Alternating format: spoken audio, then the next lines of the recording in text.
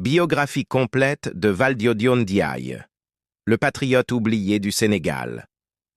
Valdiodio Ndiaye est l'un des plus grands hommes politiques que le Sénégal ait connu, une figure de courage, d'intelligence et de loyauté dont l'héritage continue d'inspirer les générations d'aujourd'hui. Ministre, intellectuel, avocat et patriote dévoué, il a joué un rôle fondamental dans la construction du Sénégal indépendant, tout en payant cher le prix de sa fidélité à ses convictions. Naissance, enfance et éducation. Valdiodio Ndiaye est né en 1923 à Kaolack, dans une famille respectée et pieuse. Son père, Kali Ndiaye, était un homme connu pour son érudition et son sens de la justice, tandis que sa mère, Ramatoulaye Ndiaye, était une femme de foi et de valeur.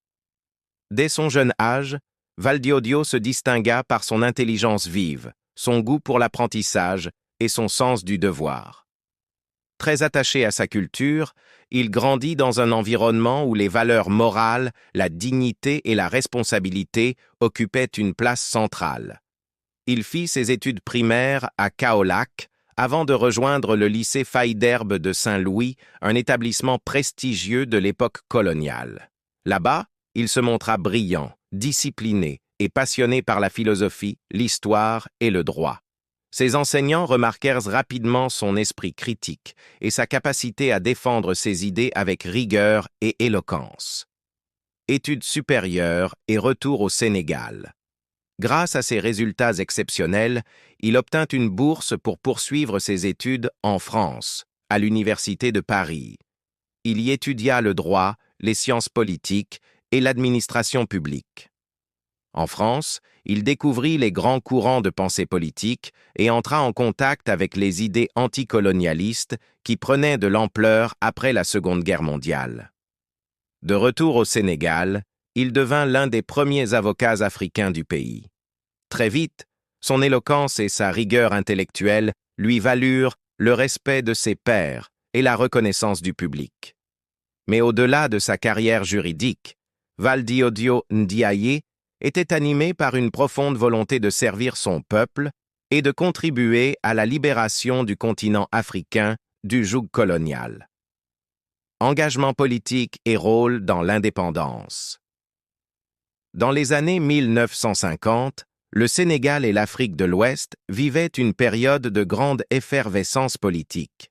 Le vent de la liberté soufflait, et les jeunes intellectuels africains réclamaient plus d'autonomie.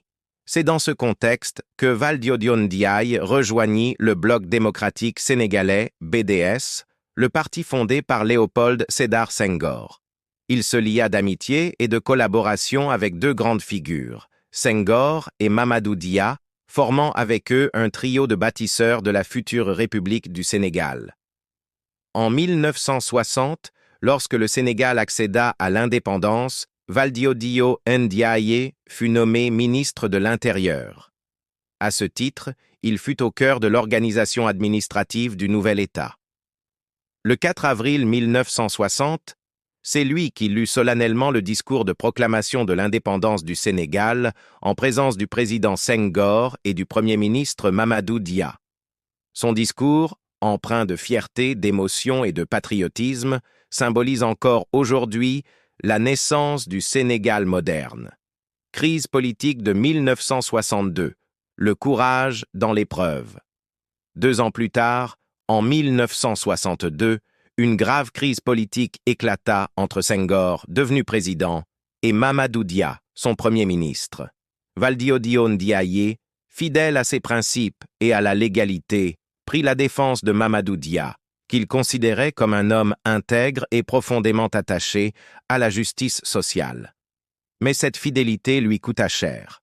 Accusé d'avoir participé à un supposé complot contre l'État, Valdiodio Ndiaye fut arrêté, jugé lors d'un procès politique très controversé et condamné à 12 ans de prison. Il fut incarcéré à Kédougou, dans des conditions très dures. Pourtant, jamais il ne plia. Durant ces longues années d'emprisonnement, il fit preuve d'un courage exemplaire, refusant toute haine et continuant à prier et à enseigner à ses codétenus.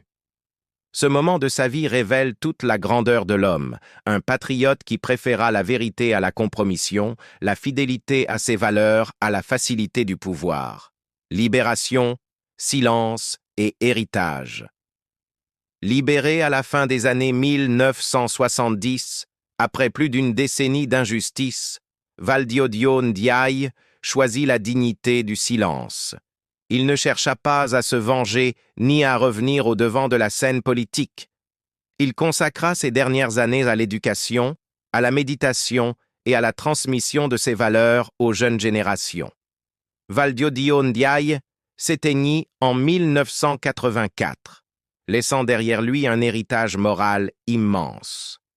Son nom reste gravé dans la mémoire collective comme celui d'un homme d'État loyal, cultivé et profondément humain, symbole d'une génération d'Africains qui ont tout donné pour la liberté et la justice.